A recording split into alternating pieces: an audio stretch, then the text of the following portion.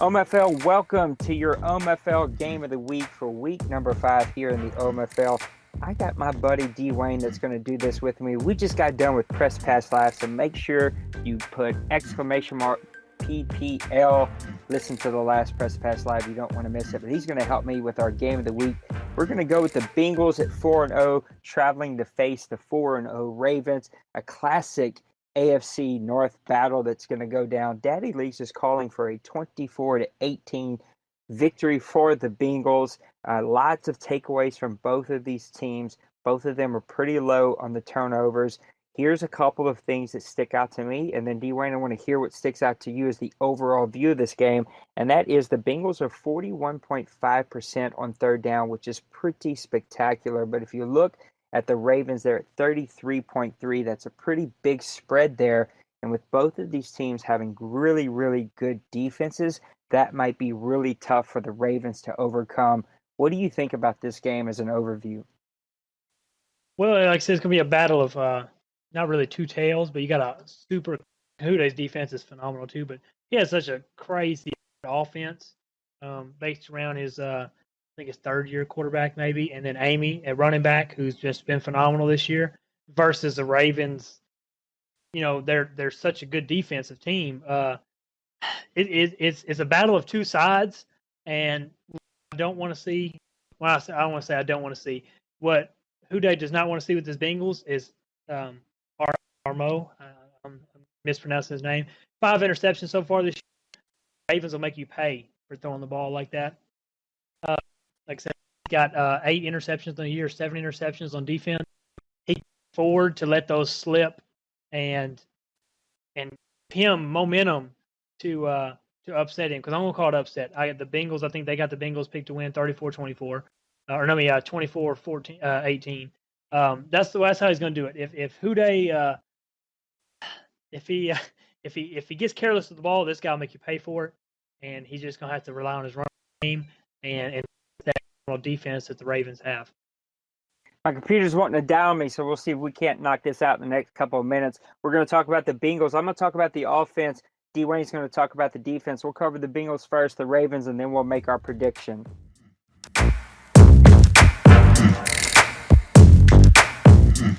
All right, let's talk about the Bengals offense here. 34 points per game, second in the league. They're 4th in yards. They're 23 in passing, 1st in rushing. Really, you cannot talk about this team unless you talk about what is right now the runaway MVP candidate in Amy. This guy has 66 carries, 649 yards, and 9.8 average and 9 touchdowns. The guy is blowing it away. Arnaud, you hit it on the head a second ago. He's under 60% completion percentage at 55, only 803 yards, 5 touchdowns, but 5 interceptions. So you like the fact that those numbers aren't too high, but he does only have 1 sack on the season, and he's got a 90 quarterback rating. Really, this team is going to be about Amy, and can Arnaud continue to make good, solid passes and not turn the ball over as much. He already doesn't take sacks, so he's got that part under control. Let's get the interceptions, keep them down, continue to give the ball to Amy. What do you think about this Bengals defense? Well, the Bengals defense on the year is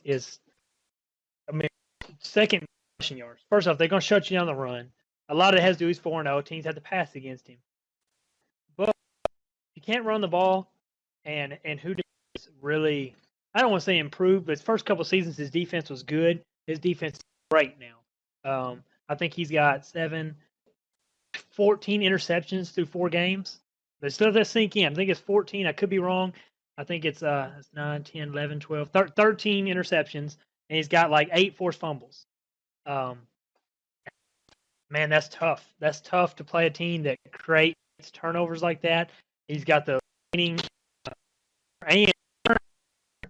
Damian Goodley on his team, and no quarterback is safe with that guy blitzing. And I know we talked about earlier, the Ravens quarterback has only allowed 3 sacks all season, or 2 sacks all season. If he don't watch and if he don't make some quick passes or dedicate a tight end or a running back to stick with his side, he could hit back, and that 2 sacks is going to weigh up after this game.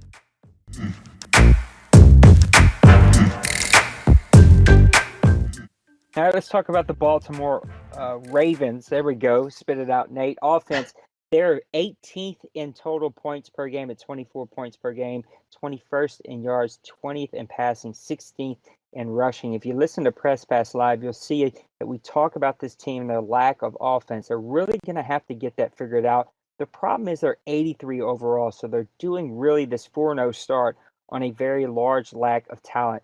Just like the Bengals, though, his quarterback's playing not a lot of interceptions, not a lot of sacks, not a lot of touchdowns, but 66.3 completion percentage. Again, not a lot of yards, even though Arnaud has the better rating at 90, just barely 0.1 of a mark there. Fetty is really playing pretty decent football. Both those quarterbacks are going to have to step up their game. The problem is the Ravens don't have the rushing attack that the Bengals do. Gurley and Stanford are not bad. Both are averaging pretty good. 4.3 for Gurley, 5.8 for Stanford. So neither one of those guys are doing terrible.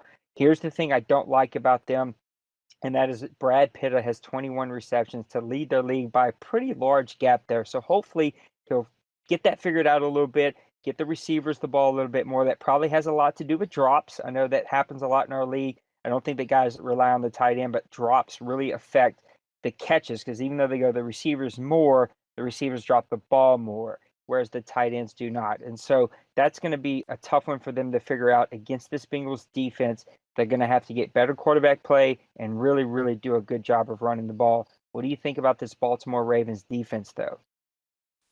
Well, I think the defense plays real well, and the defense can play better if he'll go. And I know I'm taking an ounce of your offense. Gurley last year had 1,400 yards, 21 touchdowns. When you can give the defense rest like, and you can keep them off the field game, you really set your defense up for success. And his defense is great. But I would really love to see how defense plays if Gurley and Sanford would keep them off the field. But his defense is a lot like Huday's to an extent, except Huday's got one or two guys that really get in your backfield. He's got 4 guys with over 3 sacks through 4 games. So he's shooting from everywhere. So he's a lot harder to predict. I mean, I know Huday's got that one guy on defense who's just unstoppable. You really have to dedicate guys to him. You can't afford to double team anybody when you got 4 guys to get to the quarterback. And like we said earlier, this guy creates turnovers. And with the Bengals likes to play a deep passing game, he's really gonna have to watch feeding, fueling the fire that this defense run off of. That if you turn the ball over and you give him some, the defense controls everything for this Ravens team. You can't afford to feed this defense because it'll come back to bite you at the end of the game when the defense can win this game for the Ravens. The Bengals allow.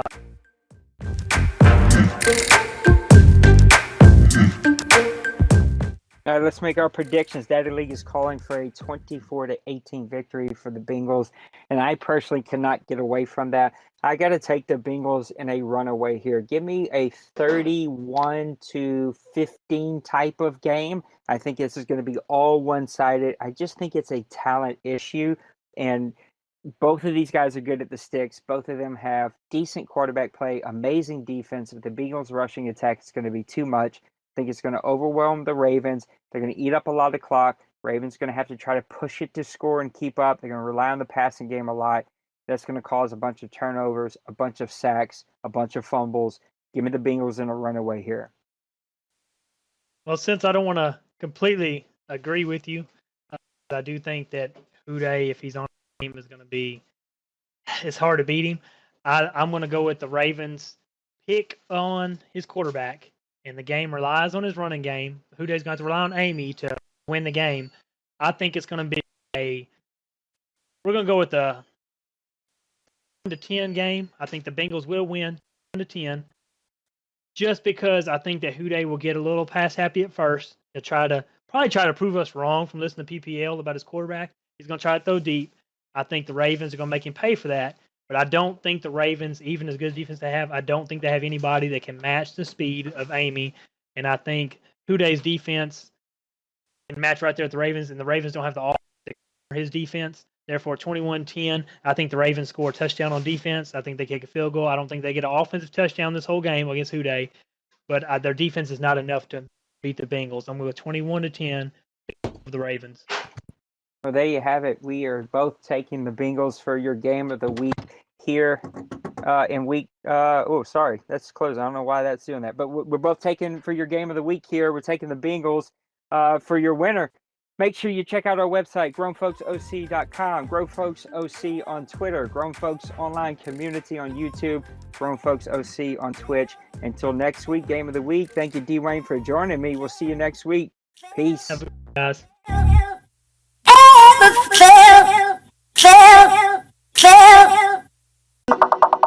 Second.